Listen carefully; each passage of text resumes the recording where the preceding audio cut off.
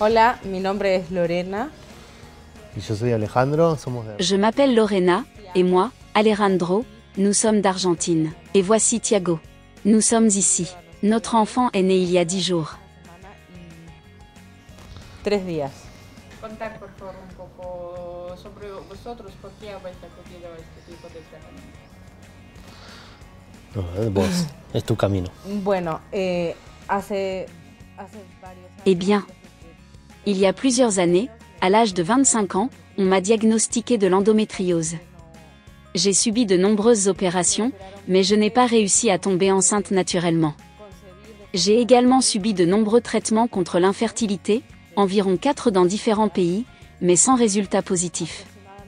À cause de cette maladie, l'endométriose, il est difficile pour un embryon obtenu par FIV de s'implanter.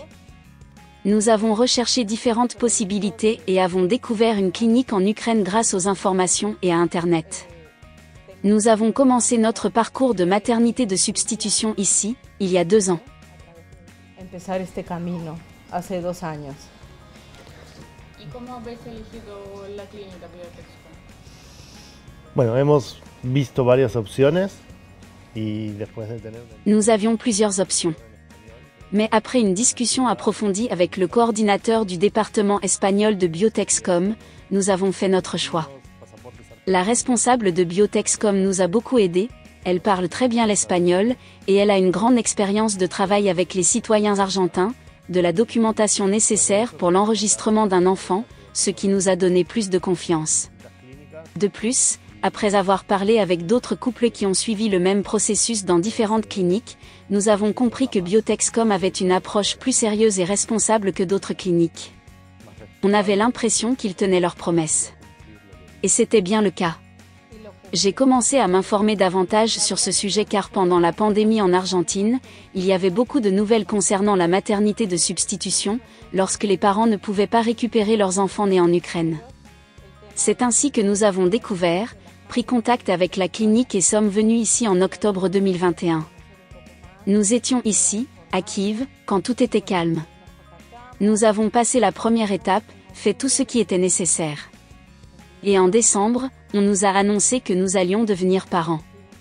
Nous étions aux anges, même si mon cœur était déchiré à l'idée que notre enfant allait naître. Et en mars 2022, comme tout le monde le sait, la guerre a commencé. Situation était très compliquée, ce n'était pas toujours possible de communiquer car tout le monde devait se protéger. Et la mère porteuse était déjà enceinte d'environ 3 mois. À cause de la situation, du stress, mon enfant est né prématurément et est décédé. Il est né à 28 semaines et est décédé 8 jours plus tard. C'était très douloureux, mais nous avons décidé de réessayer, de ne pas abandonner. Et nous avons eu une deuxième tentative, au 2e mois de grossesse, au 3e mois de grossesse, il n'y avait pas de battement de cœur chez le bébé, ce qui peut aussi arriver à n'importe quelle autre femme en bonne santé. Encore de la souffrance, mais en octobre dernier, nous avons décidé d'essayer une 3e fois, et on nous a dit à nouveau que nous allions être parents. Nous avons pris cela très prudemment, de peur de ce que nous avions déjà vécu. Nous étions heureux, mais très inquiets.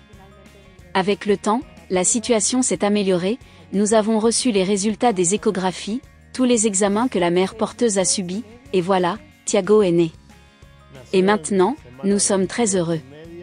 Je recommande ce traitement, je sais que c'est un chemin très difficile pour beaucoup de gens, mais pour moi, c'est la meilleure option. Actuellement, nous sommes dans une situation compliquée. Depuis que nous sommes arrivés ici, nous veillons à notre sécurité, nous descendons dans les abris.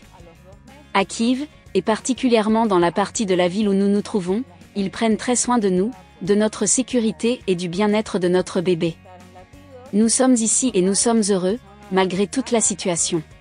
Así que, nada, estamos aquí felices de verdad con esta situación. ¿Qué podéis recomendar a las parejas que quieran hacer este tratamiento en Ucrania pero tienen miedo por la guerra? En un tratamiento normal, uno viene 2 veces. Auparavant, avant le début de la guerre, un couple venait 2 fois, donner le matériel génétique et récupérer l'enfant si tout se passait bien. Nous avons fait une partie du programme avant que la guerre n'éclate. Nous sommes venus maintenant pour récupérer notre enfant. Lorsque vous regardez ce petit visage, rien d'autre n'a d'importance. Je peux dire que le voyage est long, mais pas dangereux, juste long. Plusieurs trains, et le trajet en train est long, de nombreuses frontières, un peu effrayant. Mais aujourd'hui, en juillet 2023, la route de l'Ouest à Kiev est paisible, et tout est calme à Kiev. Bien sûr, il y a un danger lorsqu'une alarme retentit, vous devez descendre dans un abri et attendre pendant un certain temps. Il n'y a pas eu d'attaque massive pendant notre séjour ici. Mais on ne peut pas dire qu'il n'y en aura pas à l'avenir. Patience et calme. Il n'y a pas d'actions militaires actives ici. J'aime qu'il y ait un système qui vous alerte et vous prévient qu'il pourrait se passer quelque chose et que vous devez descendre dans un abri. Vous avez le temps de prendre des mesures de sécurité. Et à propos de la guerre, dès que nous montons dans le train, des représentants de la clinique s'occupent de nous. Et beaucoup de familles, pas seulement comme nous, mais celles qui rendent visite à leurs proches en Ukraine, sont toutes unies. C'est un pays devant lequel je me découvre, car ils s'inquiètent les uns pour les autres. J'espère que la situation s'améliorera avec le temps, et pour les couples qui envisagent de venir ici, je tiens à dire, soyez calmes et patients. Dans le passé, j'étais très impatiente, j'attendais tout le temps et voulais qu'on me réponde tout de suite. Mais il vaut mieux attendre, prendre quelque chose pour se calmer, se détendre et attendre, car de nombreuses familles sont dans la même situation et il faut attendre, cela en vaut la peine. Je vous le dis avec assurance. Porque vale la pena. Se los prometo.